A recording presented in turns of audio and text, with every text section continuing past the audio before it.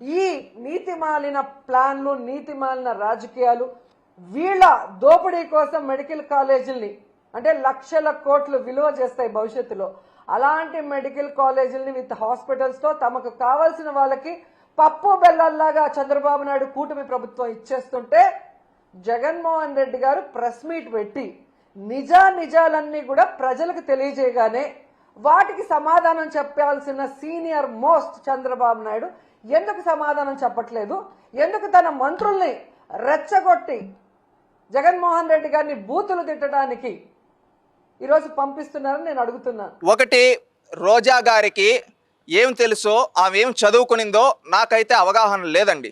ఎందుకంటే ఆ మాట్లాడే మాటలు చూస్తూ దానివల్ల ఏంట్రా నాయన ఒక చిన్న లాజిక్ కూడా తెలియకుండా ఈమె 2 సార్లు ఎమ్మెల్యేగా చేసింది, ఒకసారి మంత్రిగా చేసింది, ఏపీఐసి చైర్మన్గా చేసింది. ఇంక పీపీపీ అంటే తెలియదా? ఎందుకంటే ఈమె పీపీపీ అంటే ప్రైవేట్ అంటా ఉంది. కనీసం ఇంక అవగాహన ఉంది మాట్లాడుతుందా, అవగాహన లేకుండా మాట్లాడుతూ ఉందా అని అడుగుతున్నారు. పీపీపీ అంటే పబ్లిక్ ప్రైవేట్ పార్ట్నర్షిప్. నువ్వెట్ట ప్రైవేటీకరణ అంటావు? పీపీపీ యొక్క వాల్యూ నీకు తెలుసా అంటే తెలియదు. నువ్వేమిటి ఏదో మాట్లాడాలి, మాట్లాడేస్తే అయిపోతుంది అని చెప్పి నువ్వు మాట్లాడుతూ ఉన్నావు. ఒకటి, పీపీపీ విధానం గురించి ఫస్ట్ తెలుసుకోండి రోజా గారు, మీకు క్లారిటీగా చెప్తా. ఎందుకంటే ఆమె ఏదో నార్మల్గా వచ్చేసి నార్మల్గా మాట్లాడేస్తే జగన్మోహన్ రెడ్డి మెప్పు కోసం అనుకుంటుంది. పీపీపీ అంటే ఏంటి? ప్రభుత్వ ప్రైవేట్ భాగస్వామ్యం కట్టేది. ప్రైవేట్ సంస్థలు నిర్వహించేది ప్రభుత్వ నిబంధనలకు లోబడి. క్లారిటీగా ఉంది. Example national highways. ఈరోజు నేషనల్ హైవేస్ ఉన్నాయి, అవి పీపీపీ మోడల్లోనే కడతారు. అవి ప్రైవేట్ వాళ్ళవా? ప్రైవేట్ రోడ్లు అవి? చెప్పు, తెలీదా నీకు?